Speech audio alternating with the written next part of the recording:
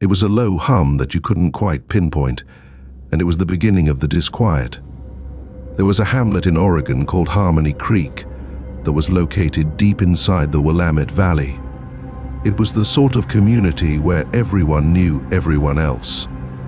Although we did not quite have a deep relationship with one another, we did have a mutual understanding and a steady rhythm in our lives. The typical dance of a small town consisted of us waving from porches, exchanging pleasantries at the post office and dancing. Subsequently, Agnes Abernathy disappeared. A simple poof. It's gone.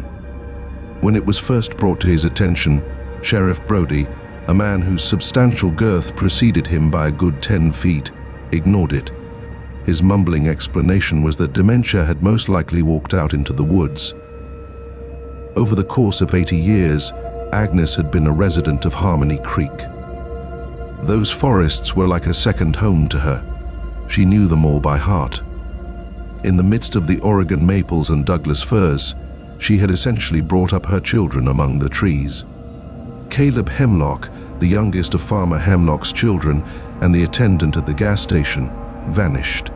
This occurred 1 week later. His rusty Ford pickup truck was still parked in the front yard, with the keys hanging from the ignition and a bag of chips that had been partially consumed sitting on the passenger seat. Even Brody was unable to brush it off as readily as he did the former time. The normal, cheerful chat that was taking place in the aisles of Mildred's general store was replaced by hushed murmurs as a wave of anxiety crept around the community. Clearly, there was a problem with something. After then, the crop circles appeared. Overnight, Farmer Hemlock etched intricate designs into his cornfield that were virtually impossible to match in terms of precision. I saw them for myself. They were whirling geometric patterns that seemed to be pulsating with an energy that was not visible. They caused my stomach to churn, and I felt a primeval horror take hold of me. Brody, may God bless his heart, continued to make an effort to keep order. A group of bored adolescents playing a joke was what he referred to as the prank. However, hardly a single person in Harmony Creek, not even the most rowdy of teens, has the necessary tools or the sheer chutzpah to pull off such a complex deception. Fear took on a new form that was more tangible as the evenings progressed. Similar to the appearance of celestial jellyfish, the sky above the valley was filled with strange, pulsing lights that were quiet and unnerving. My wife, Rosalind, who is generally a restful sleeper, began experiencing dreams that were quite vivid. When she awoke, she would be shrieking, soaked in perspiration, and she would speak about Caleb and Agnes. She would swear that they were calling her and enticing her into the woods. She stated that their sounds were similar to wind chimes that were found in a cemetery. I attempted to be the one who was logical. In addition to Rosalind, I told myself to stress. Everybody in the community was on edge. It was beginning to affect us. However, after that, I began to see them as well. Images flickering in my peripheral vision, just out of reach, like to dreams that I just vaguely recall having. The appearance of Bethany, Rosalind's sister, who had been absent for a month after going on a trek, would be seen at the edge of the trees that were located behind our home. She would stand there with her hand out, a wistful expression on her face as she acknowledged the situation. During the course of one night, the terror evolved into something far more ominous. In her sleep, Rosalind walked. The front door was slightly ajar when I awoke, and a sliver of moonlight illuminated the dust motes that were dancing in the air. The chilly quiet of an empty bed was what I found when I woke up. I raced outdoors and called her name as my heart pounded against my ribs like a bird that was trapped inside of a cage. An odd glow emanating from the lights in the distance painted the trees in an unearthly light that was almost phosphorescent. The woods seemed to be gloomy and dangerous. She spoke in a soft, ethereal whisper that was borne by the wind, and I followed the sound of her voice. I proceeded to go farther and deeper into the forest, making my way through the thick undergrowth as branches scratched at my face and other parts of my arms. As the atmosphere became thick and heavy, an uncanny silence pervaded everything. I was finally able to arrive in a clearing. Once again, there they were. Bethany, Rosalind, Agnes Abernathy, and Caleb Hemlock were all gathered in a circle, and they were all drenched in the strange radiance that was radiating from the sky. Their features were calm and even beatific, and their eyes were completely blank. Their appearance was ... C arm dot. The tranquility is unsettling. All of them turned to face me at the same time, their tongues moving, but I was unable to hear any of them. I had a terrible confidence that they were calling me and urging me to join them. I knew this with absolute clarity. Suddenly, I was overcome with a peculiar sensation of peace, a sense of belonging that I had never experienced before, and an alluring draw towards the circle. I moved ahead by taking one step, and then again. What seemed like an ice pick being driven into my skull was the sudden sensation of a sharp, burning agony that surged through my brain. A guttural scream came out of my mouth as I lurched backwards, grasping my temples desperately. The vision was abruptly gone. I was the only one in the clearing, and the only sounds I could hear were the rustling of the leaves in the breeze and the hoot of an owl in the distance. I made a dash. When I got back to Harmony Creek, I rushed as quickly as I could through the woods, back to the home that was empty and echoing, and back to the scary and unexplained reality that was there. I gathered my belongings, tossed them into the vehicle, and then I drove. I did not turn around to look back. No, I haven't turned around since then. I have no idea what transpired with the other individuals. I have no idea at all what those lights were, or what the significance of those crop circles was. At this point, all I am aware of is that Harmony Creek is no longer a place where people can live. It is a point that doesn't exist. The only one who managed to get away is me. Story 2. The suffocating heat that prevailed in Phoenix throughout the month of July was the type that draped itself about you like a wet blanket. Even the air conditioning at KFHO, where I helped out on the graveyard shift, had a hard time keeping up with the oppressive heat of the desert day. They refer to this time as the witching hour, and it was 3:07 in the morning. The only sounds that could be heard were the odd crackling of static and the distant drone of a passing automobile. I was playing classic rock in an effort to keep myself awake. Following that, a change occurred. When the music stopped playing, it was replaced by a low throbbing hum, a sound that caused my bones to shake to a great extent. At first, I believed there was a problem with the technology. The cause might be a power surge, a malfunctioning transmitter, or something else. I performed diagnostics and examined the equipment, but everything seemed to be back to normal. The hum continued, becoming more intense, and eventually transformed into a series of tones that could be heard repeatedly. These tones were high-pitched and disturbing, like fingernails scratching over a blackboard. In all of my years working in radio, I had never come across anything quite like that. It did not belong to the earth. When the phones began ringing, it was a cacophony of voices that were afraid. A terrified lady yelled about spiders crawling out of her radio, their hairy legs clicking on the plastic casing. Her voice was choking with fear as she explained the situation. During his uncontrollable sobbing, a guy said that he could see his deceased grandmother calling out to him from the darkness, her voice resonating in his ear like a haunting whisper. Another person called, and his voice was oddly calm as he recounted a whirling vortex of colors opening up in his living room, pushing him into an unknown abyss. My chest was being squeezed by a hand, and I was unable to take a breath as a growing fear that was chilly and clammy started to permeate throughout me. As my dread grew, I came to the realization that the signal was more than simply sound. It was something that was into my head, causing my ideas to be twisted and distorting my vision of reality. I, too, began to notice some things. The studio was filled with shadowy people that seemed to be flickering in the corners. Their outlines were hazy, and their motions were abrupt and strange. I could hear them whispering my name, their voices sounding like a chorus of distorted whispers that were just on the verge of becoming audible. The temperature dropped significantly, despite the fact that the scorching heat was outside. The air within the studio became thick and heavy. When I tasted something metallic, my mouth was full with it, and the hairs on my arms stood on edge. After then, the messaging started. Disturbed muttering of an impending harvest were interspersed throughout the signal, which included cryptic declarations. It was said that there would be a tremendous cleaning, a period of reckoning, and a purge of those who were unfit. The words reverberated in my brain, causing it to twist and swirl, sprouting the seeds of worry and paranoia that eventually flowered into a terrifying certainty.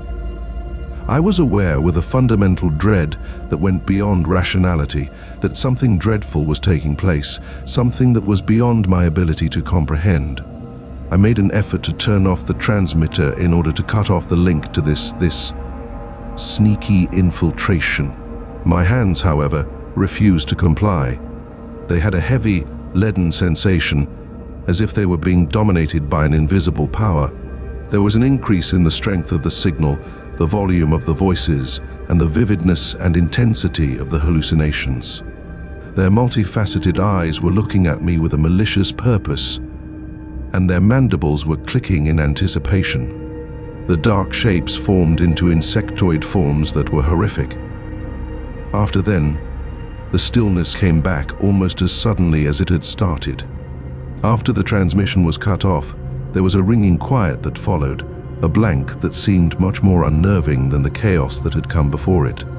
The phones ceased to ring on their own. None of the shadows remained. When I was left alone in the studio, I was soaked in perspiration. My heart was beating like a drum solo, and my head was whirling from the assault of sensory overload. The next day, the news was replete with accounts of strange occurrences that had taken place all throughout the city. When people wake up in unusual settings, they have no recollection of how they arrived at that location.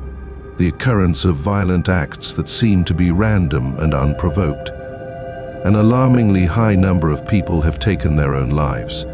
A mass hysteria, a collective illusion brought on by the sweltering heat, was the explanation that the authorities, who were perplexed and overwhelmed, put up. They discussed everything that may provide an explanation for the unexplainable, such as polluted water, a poor batch of illegal drugs, or more. On the other hand, I was aware of the reality. Signal had been heard by me. A shadow had been observed by me. I was aware that the harvest was approaching. I resigned from my position at KFHO. The sheer idea of being in close proximity to a radio which sent chills down my spine was something I could not stand to do again. Even though it was quiet, the signal continued to reverberate in the most inaccessible parts of my mind. My nightmares were still plagued by the whispers, which served as a continual reminder of the invisible horrors that were hiding just beyond the curtain of reality.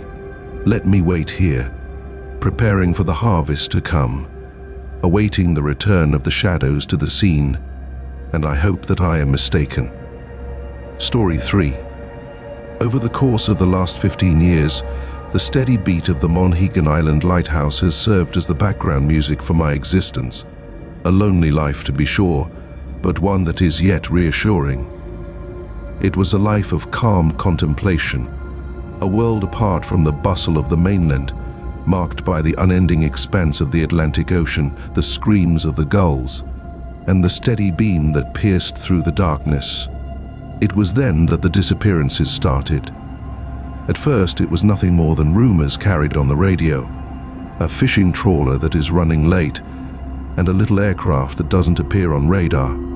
The fog that could sweep in thick and quickly, devouring everything in its path, was attributed by the Coast Guard to the unpredictability of the water, which was their explanation for the incident.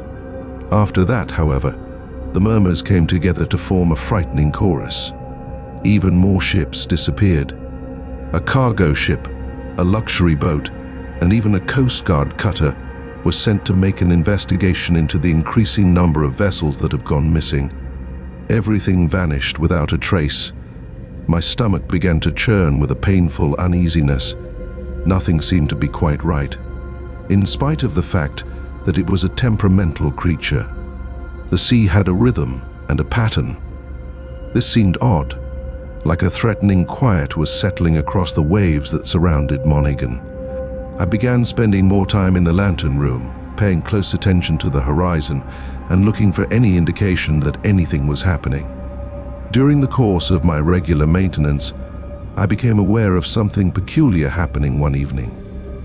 Even though it was a great achievement of engineering, the Fresnel lens of the lighthouse seemed to be different. There was a little change in the refraction, and there was a faint hum that was coming from the glass. It was nearly invisible.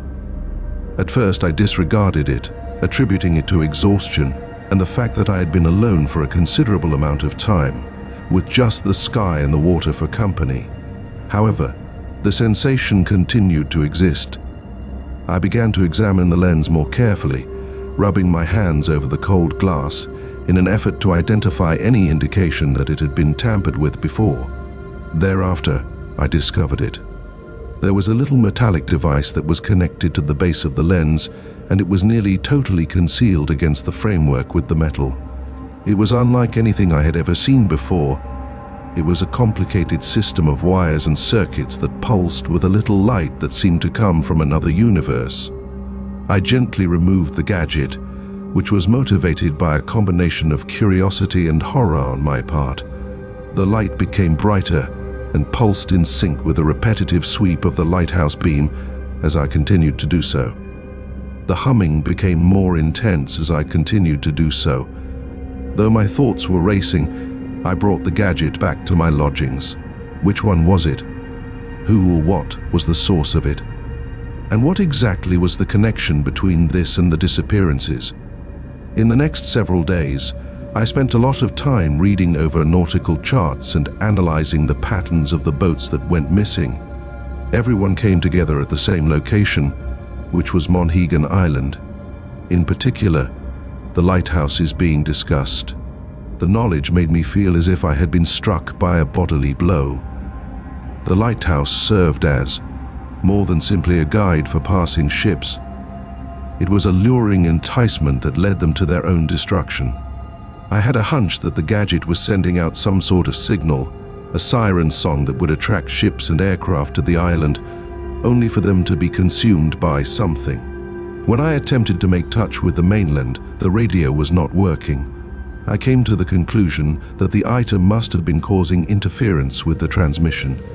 In addition to the unsettling awareness that I was at the heart of this horrible mystery, I was stranded on this secluded island by myself, and my feeling of dread was rising as I became more and more aware of my situation. That night, the fog began to sweep in, and it was thicker than I had ever seen it before. Despite the fact that the foghorn sounded its sorrowful warning, it had a different feeling, empty, almost mocking in nature.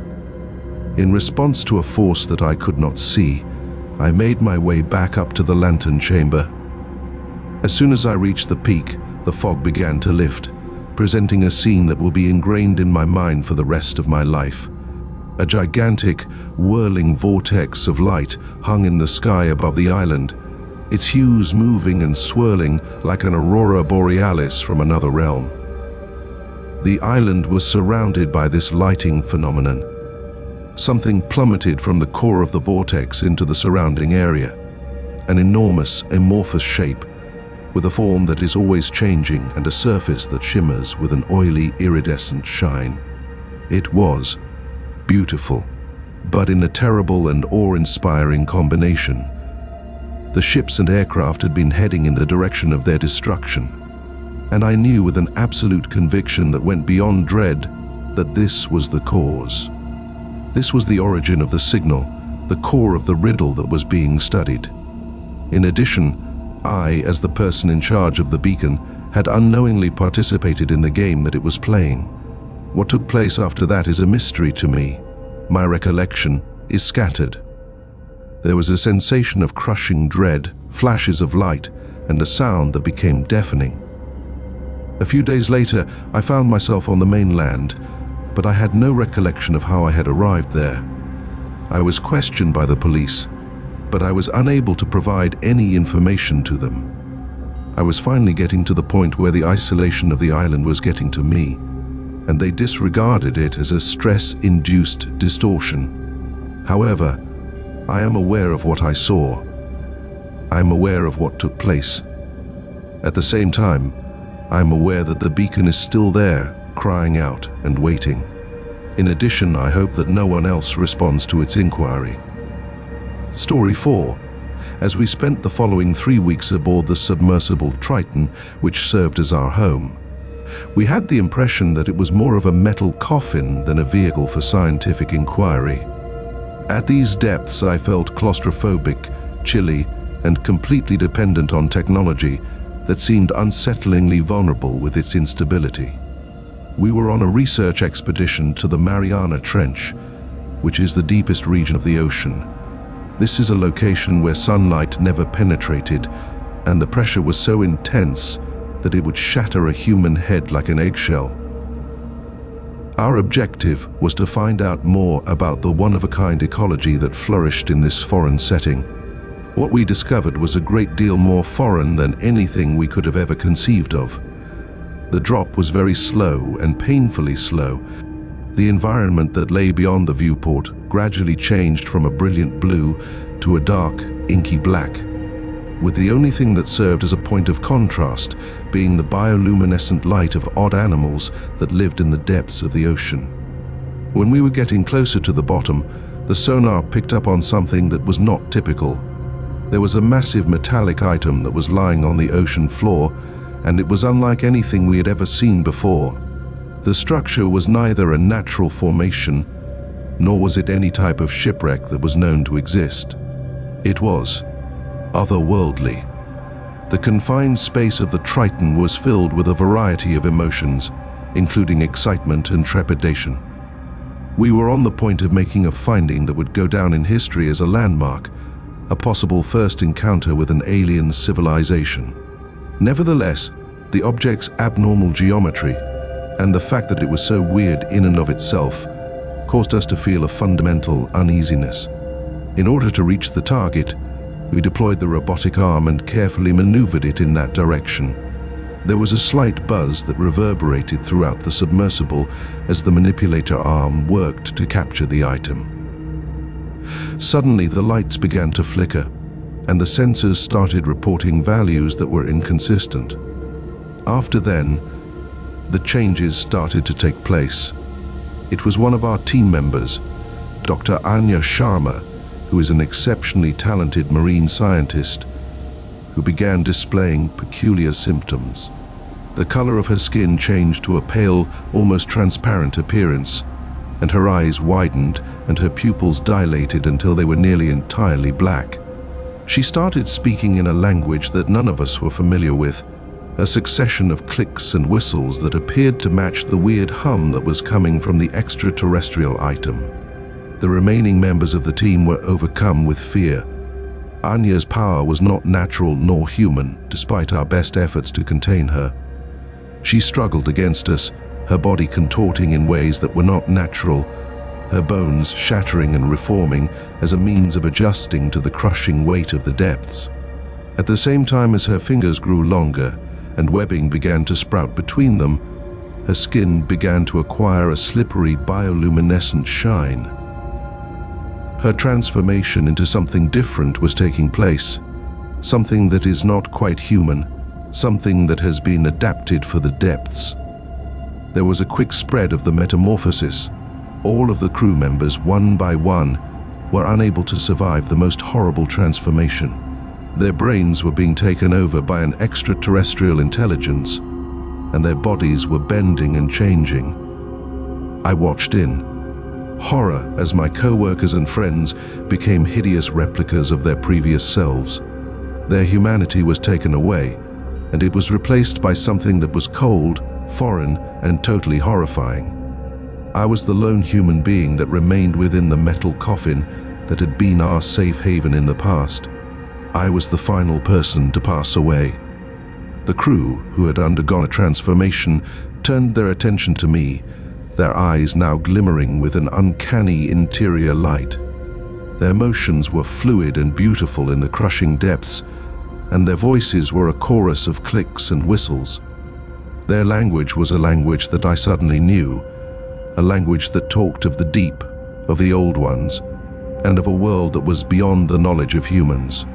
Their webbed hands were extended toward me, and their expressions might be described as a combination of calm and something that looked like hunger.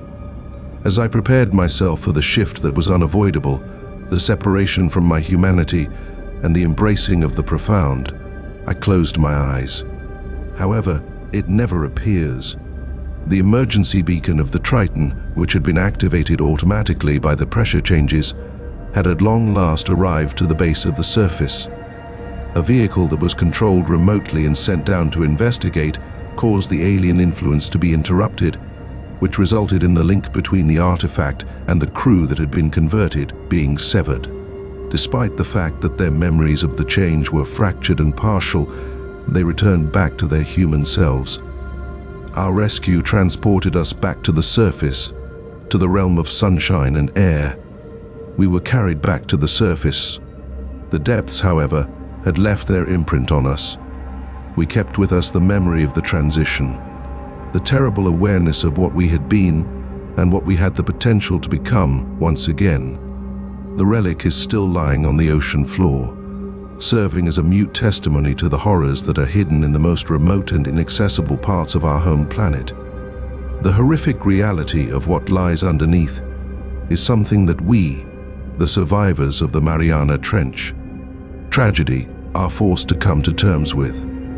Our lives will never be the same, and we will always be tormented by the echoes of the ocean. Story 5. The dreams began in a sneaky manner, with pieces of visuals and transient feelings occurring. A touch that is icy and steely, a light that is penetrating, and an overpowering feeling of fear. I brushed them off as dreams, assuming that they were the result of a demanding work and drinking too much coffee late at night. The dreams, however, continued to occur, becoming more vivid, more detailed, and more terrible. Both of them started out in the same manner. My bedroom was filled with a brilliant light. There was a low hum that vibrated through the walls, and I felt a sensation of paralysis wrap itself around my body. After that, they would show up. The figures were tall and slim, with skin that was a light gray that was nearly transparent, and eyes that were huge and dark but without their pupils. Despite the fact that their limbs bent at angles that were not normal, they moved with an unsettling elegance. It seemed as if they were floating me out of my bed, through the ceiling, and into a waiting vessel that was a sleek silver disc that floated quietly over my home. The true trauma started after they were inside the ship. My body was restrained to a chilly table made of metal, and I was illuminated by a strong white light. I was surrounded by individuals, and their eyes were observing me with a disinterested curiosity. Their long, delicate fingers were probing my flesh, inserting needles and taking samples. Excruciating agony, a scorching, burning feeling that appeared to rip through my very existence, was the suffering that I was experiencing. The horrible story of my kidnapping was layered with each layer of detail, with each dream that disclosed more information. I was able to see the inside of the vessel, which was a complex network of hallways and rooms that were packed with odd technology that was throbbing. I saw other entities, not only the towering gray forms, but creatures of all shapes and sizes, some humanoid, some insectoid, and others so odd that they beyond description. I saw them all. They were all participants in the experiment, and they were the subjects of some mysterious extraterrestrial plan. To add insult to injury, there were scars. After waking up from these nightmares, I would find that my body was covered in fresh markings that I could not understand. I had designs carved into my flesh that looked like some type of extraterrestrial writing. These patterns were little, circular incisions, thin, elevated lines. They provided evidence evidence that could be seen and touched, that the dreams were more than simply nightmares. It was a time in the past, splintered and terrified recollections of something that is real and something that is awful. I made an effort to notify everybody, including my family, my friends, and my doctor. They were attentive and patient, their faces displaying a combination of worry and suspicion as they listened. The theories that they provided were sleep paralysis, stress-induced hallucinations, and even the notion that I was trying to attract attention to myself. Nobody had any faith in me. My sanity was steadily disintegrating to the point that I was unable to escape the cycle of horrific nightmares and strange bodily manifestations that I was experiencing. I continued to have nightmares, and each one of them revealed more information about the horrible experiments that were carried out on me. I saw a vision of myself being immersed in tanks that were filled with bubbling, sticky substances. It seemed to me that I was linked to machinery that were pulsating with energy, and that my body was shaking with each rush of force. I saw my own body being dissected, my organs being studied, my tissues being collected, and my own essence being investigated and scanned. The terror became more intense, and it transformed into a persistent, gnawing dread that pervaded every moment of my waking life. I started to withdraw from others, grew paranoid, became terrified of the dark, became afraid of sleeping, and became afraid of the towering, grey beings and their terrifying experiments that were going to return at some point. When I first began recording the dreams, I made sure to catch every single detail, every single picture, and every single experience. For my own sake as much as for the sake of others, I need evidence. It was necessary for me to get myself to believe that I was not going nuts. There was a change in the dream that occurred one night. I was still seated on the table, still restrained by the straps, and continued to be encircled by the towering grey beings. On the other hand, something was different this time. I was approached by one of the entities, and upon seeing me, its big dark eyes locked into mine. My cheek was softly touched by its long, thin fingers as it extended its hand over my face. And then it began to speak. It is not via words, but rather through pictures, ideas, and feelings. It revealed to me their reality, which was a planet in a state of decline, destroyed by conflict and pollution. Their despair, their quest for a solution, and their attempt to find a method to rescue their species were everything that I saw. In addition, it revealed their objective, the reason they kidnapped me, and why they were conducting experiments on me. In an effort to build a hybrid, they were attempting to produce a creature that would combine the most advantageous characteristics of both species, a being that would be able to endure the harsh circumstances of their dying Earth. I represented their final chance of surviving, and I was their hope. In addition, I was ecstatic.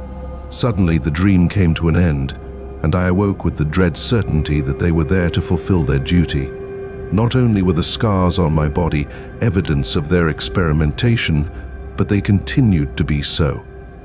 It was a tribute to their frantic efforts to rescue themselves that they had a blueprint in their possession.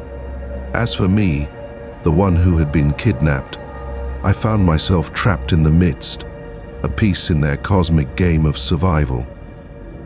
Now that I have a better understanding, the dreams persist, and the comprehension is a great deal more terrible than the ignorance ever was. Story 6. When the reality was ultimately revealed, it was a lot more scary than any conspiracy idea they could have ever imagined.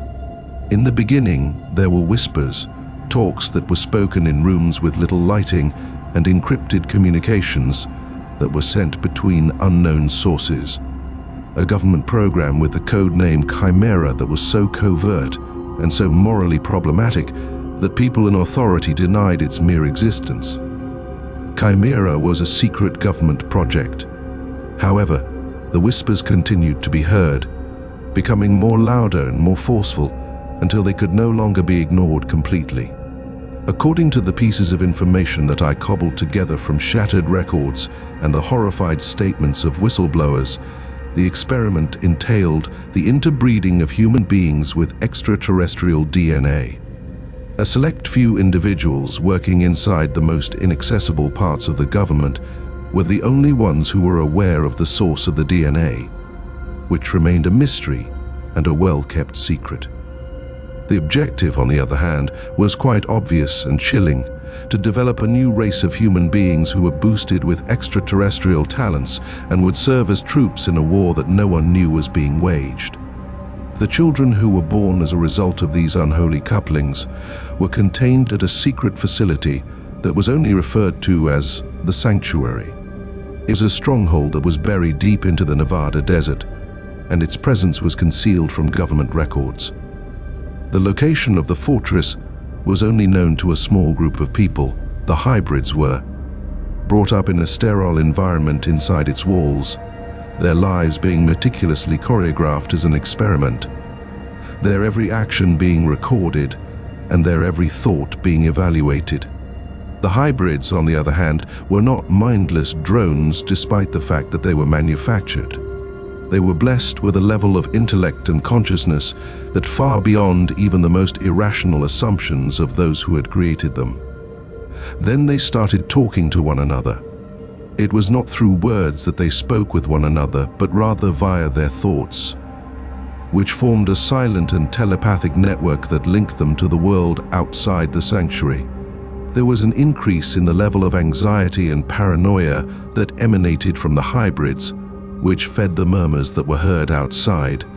It was then that reports of unusual happenings started to come in. People who are having vivid dreams that they share with others, waking up with information that cannot be explained, and sensing a continual presence that cannot be seen observing them. The hybrids were expanding their reach, their telepathic talents becoming more powerful, and their influence spreading like a virus among the population. I used to be a journalist who was preoccupied with discovering the truth that was hidden beneath the rumors. To uncover the Chimera project, I spent months doing research, pursuing leads, conducting interviews with informants, and putting my life in danger. As I proceeded farther into the situation, the risk level increased. A number of individuals dressed in black suits began to follow me. My phone was tapped, and my flat was broken into. In the same way that they were so fervently attempting to hide the truth, they wanted for me to be completely silenced and eliminated. In spite of this, I continued, motivated by a feeling of responsibility and a desire to disclose the truth, regardless of the consequences. At long last, I was able to establish communication with a former scientist who had participated in the Chimera project. This individual was a guy who was troubled by the atrocities that he had seen. He agreed to meet with me in order to provide me with the proof that I need in order to demonstrate the truth. The gathering was held at a warehouse that was completely empty and located on the outskirts of Las Vegas. Even though his hands were shaking and his eyes were filled with anxiety, he gave me a flash drive. "This is everything," he said, his voice scarcely audible as he spoke. "What is the truth about Chimera, about hybrids, and about what they have in mind for the future?" With my heart thumping in my chest, I got behind the wheel and drove. I had a feeling that this was the moment, the opportunity to put the Chimera project to an end and the key to uncovering the truth. However, just as I was about to depart, the doors to the warehouse suddenly opened. People dressed in dark suits rushed in with their weapons pulled. A single frantic scream was let out by the scientist, but it was swiftly drowned out by the piercing crack of gunshots. While I was running, I was holding the flash drive securely in my hand. The sound of gunshots could be heard booming behind me. I was aware that they were going to come for me and that they would do all in their power to quiet me. On the other hand, I would not allow them to prevail. I am willing to disclose the truth, regardless of the consequences. It was clear that the hybrids were there, as their mutterings became more audible and their influence expanded. And it was necessary for the whole globe to be aware. When it comes to exposing the truth about Chimera, I'm still fleeing, hiding, and battling all the way through. The hybrids are waiting for you to come to them. They are out there. They are holding out for the appropriate time to showcase their true selves and assert their position in the world. The world will never be the same again after they have accomplished this.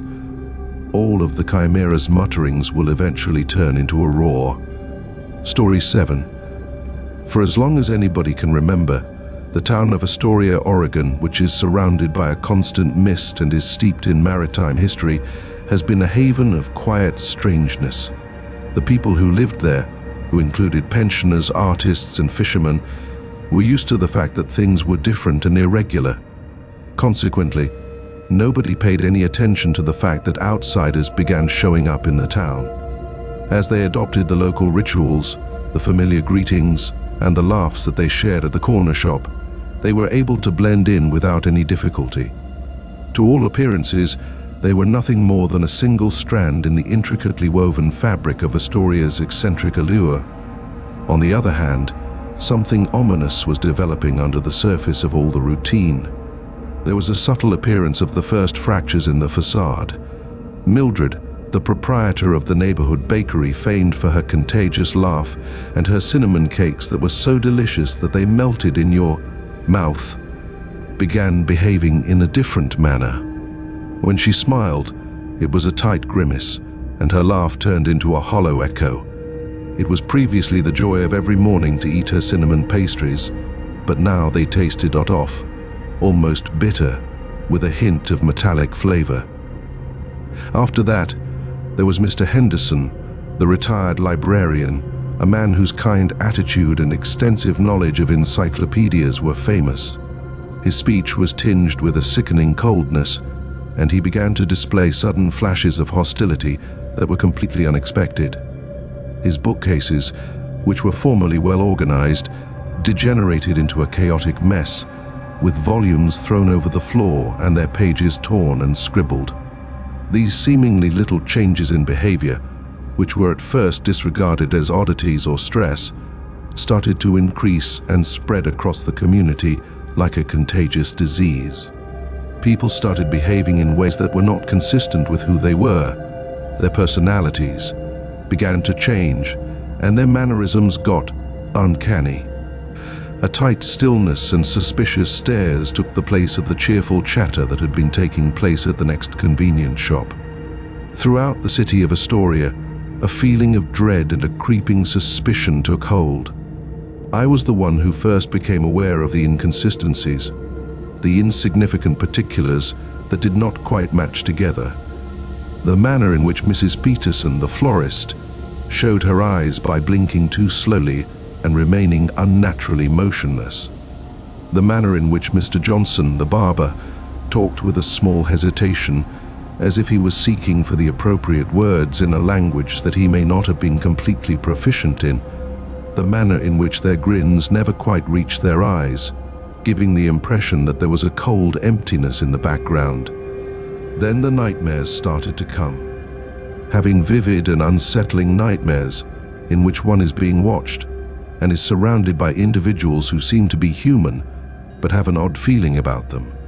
They have skin that is too smooth, motions that are too exact, and eyes that are too indifferent. As I awoke, I would be drenched in a cold sweat, and the sensation of dread would cling to me like the constant mist that surrounds Astoria. It occurred to me one night, the truth, which is both terrifying and indisputable. As I made my way home late at night, the streets were completely empty, and the only sounds I could hear were the distant foghorn and the pattern of waves crashing on the pier. Upon entering the business, I saw that Mrs. Peterson, the florist, was standing in the entranceway with her back to me. As I got closer, she turned around, and I was able to see her face. It was not animalistic. It seemed as if her skin had been pulled tight over her head, and her eyes were dark and wide, without any pupils. Her mouth opened in a scream that was completely quiet, showing rows of teeth that were sharp and needle-like. My heart was hammering in my chest as I raced, and the sight of her face was etched into my mind the whole time. After that, I was very confident that the people who seemed to be strangers were not in fact strangers. They were something else, something that had made its way into our community, something that was imitating our lives, disguising themselves as us, and concealing themselves in plain sight. The next morning, I made an effort to inform people and to caution them.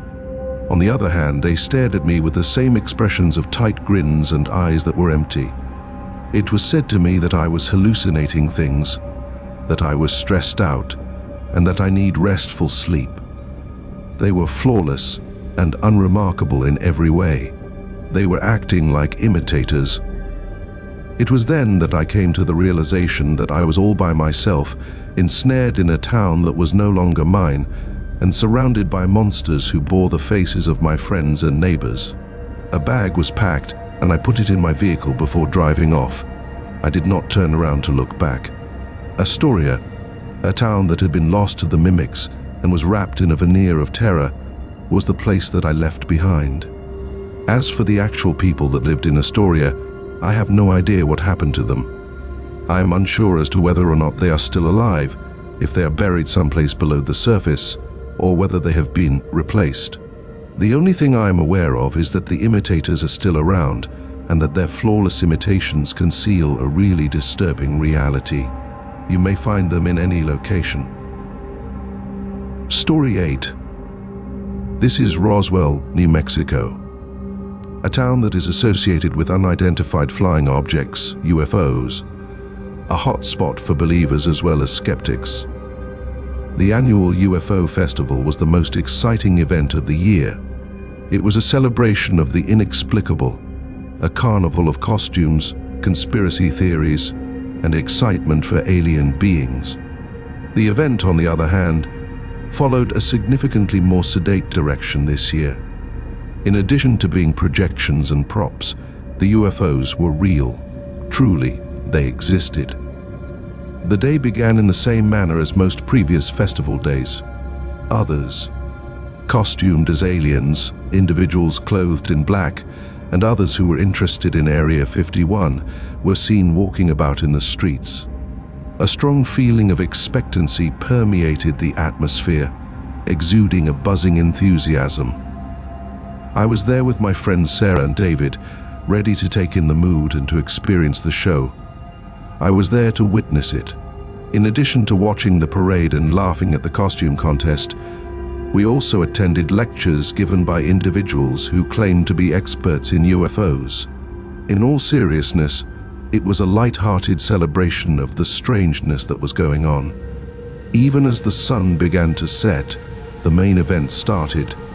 The iconic Roswell crash was depicted in a laser light display that was projected onto the edge of a mesa. The presentation included dramatic narration and simulated autopsy of aliens. The illumination of the flashing lights lit the faces of the audience as they applauded. Next, the lights went out completely. With a collective gasp, the audience let out a collective sigh. As a succession of dazzling lights emerged in the sky, the level of confusion shifted to wonder. These lights were not the projected lights of the show, rather, they were something else. In defiance of the rules of physics, they moved with a speed and agility that was unsettling, and their motions were elegant and quiet simultaneously. The audience surged in shouts, certain that this was the most spectacular festival surprise ever, a planned appearance by the government, and a confirmation of the Roswell tale. On the other hand, when the lights went out, a terrible understanding started to come to light. In no way was this a show. A ghostly, unearthly glow was produced by the lights as they hovered over the individuals in the throng. Several persons in the crowd were the targets of light beams that were blasted down. As the individuals were carried into the air and their bodies vanished into the dazzling light, they shouted, their applause changing into screams of dread as they were taken into the air. The celebratory environment was destroyed, and in its place was a terror that was more basic. Panic broke out. When Sarah got trapped in one of the beams, her body rose into the air, and her cries echoed across the commotion. I watched in horror as she was caught in the beam. My hand was grasped by David, who seemed to be in a state of shock. "We have to get out of here," he cried as he pulled me through the mob of people who were in a state of terror.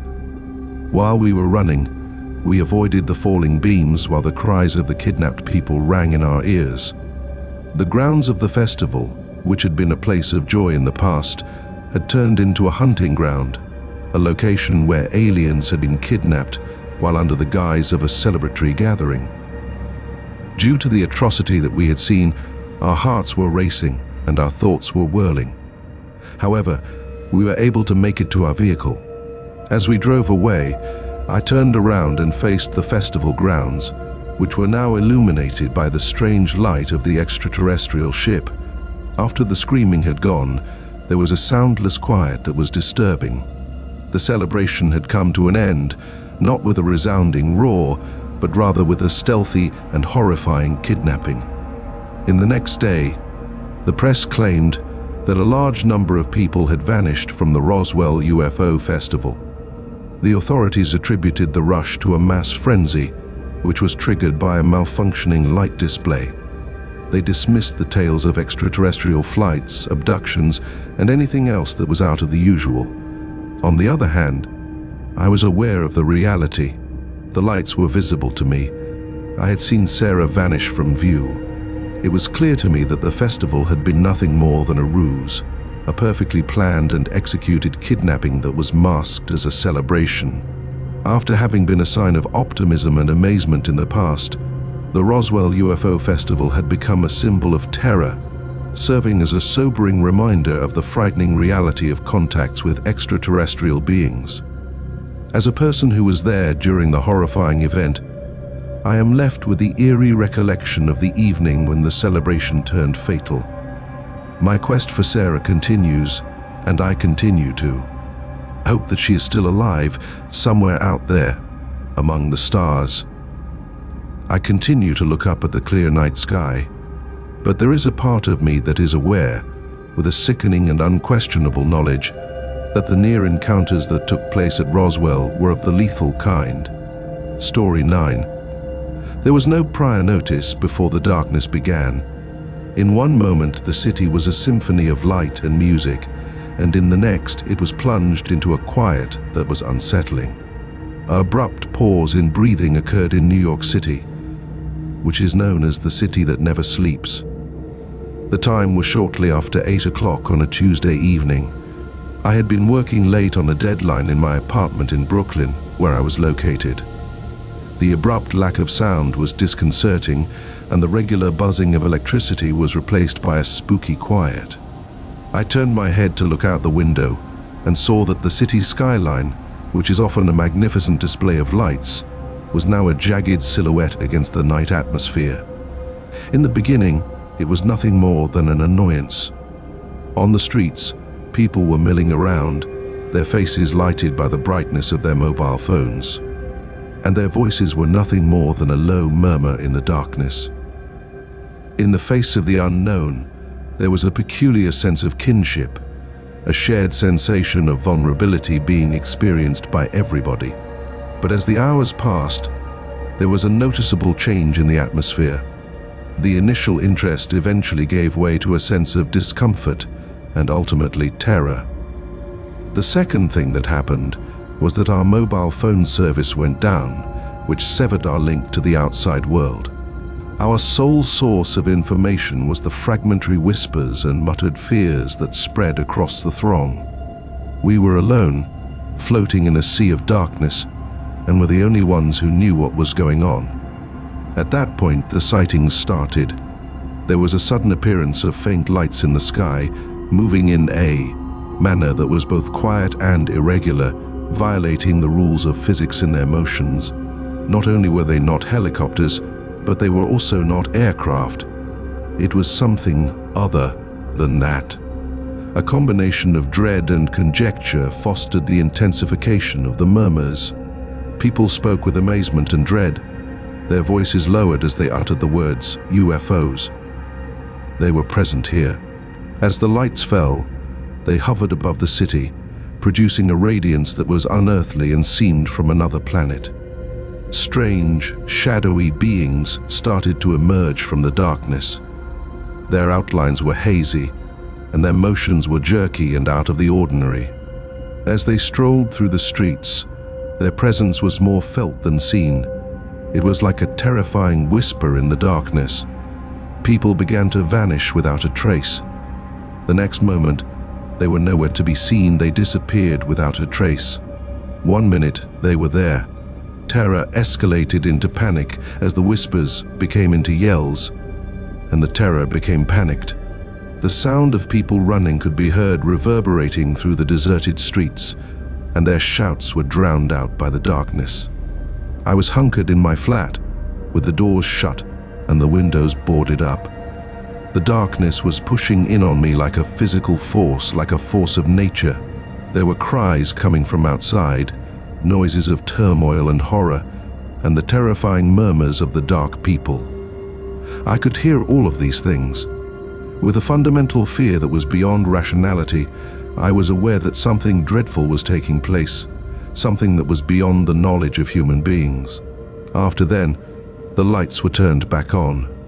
The darkness came to an end in the same abrupt manner that it had started. The city came back to life, with the familiar buzz of power returning, and the streets being illuminated by the harsh glare of lamps. One thing, however, was not the same.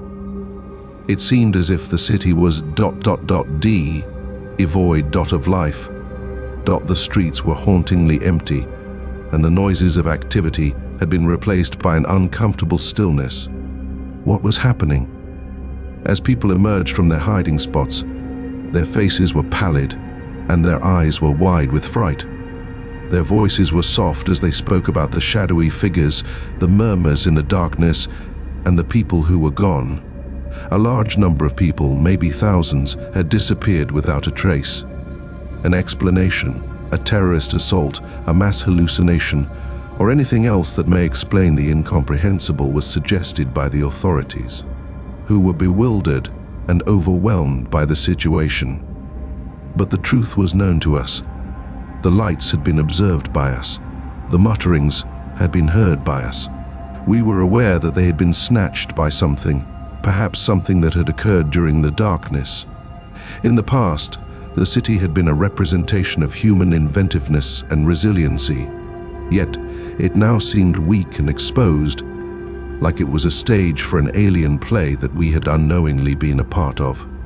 A dreadful reality had been concealed behind the veil that was the darkness. After that, the curtain had been raised, exposing a world that had been altered irrevocably. We are the ones who have survived. They are the witnesses to the unthinkable. We are left with a terrible realization that the darkness might conceal more than just shadows, which is a terrifying thought.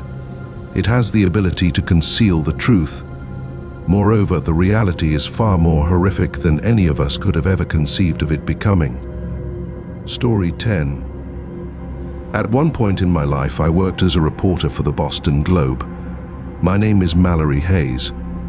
Throughout my life, I have always been fascinated by the peculiar, the unexplainable, and the tales that are hidden in the shadows.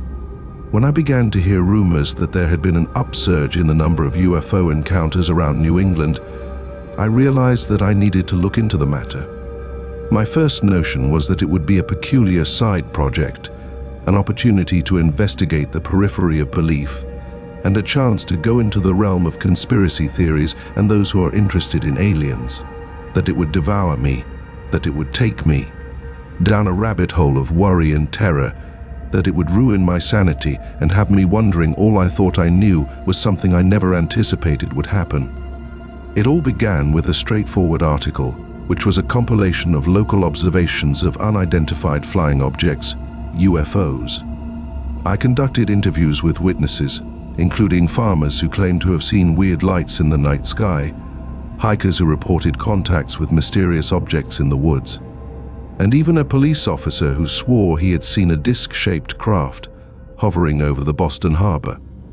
The majority of the claims were readily disregarded since they were misidentified airplanes, weather occurrences, or the imaginations of people who were very busy. However, some of them resounded with a realism that was unsettling.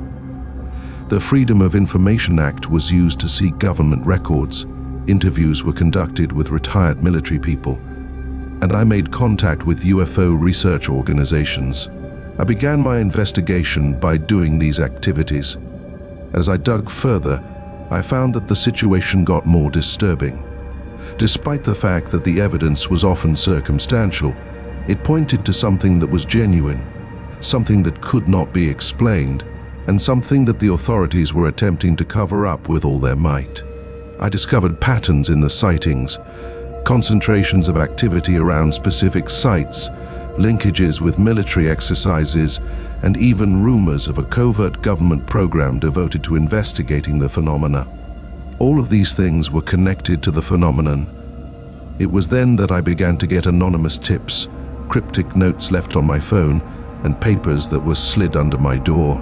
Although the evidence was disjointed and often conflicting, it all led to the same unsettling conclusion: we were not the only ones that were there. The more I investigated, the more captivated I grew with the subject. The additional job I was doing, my relationships, and my health were all ignored, as my days and nights were absorbed with the quest of the truth.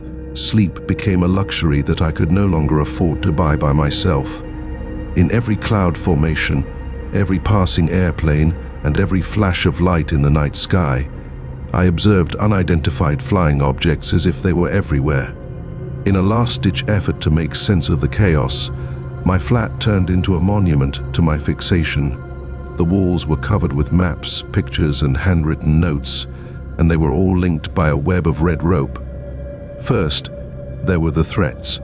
Men dressed in black suits began to follow me, their expressions unmoved, and their eyes icy and calculating from the distance. In addition to having my flat broken into, my phone was tapped and my emails were intercepted. They want for me to halt my inquiry, to give up on it, and to forget all that I had discovered. But I was unable to. The truth, despite the fact that it was terrible, had turned into an addiction, a drive that I was unable to resist anymore. I could sense that I was getting closer.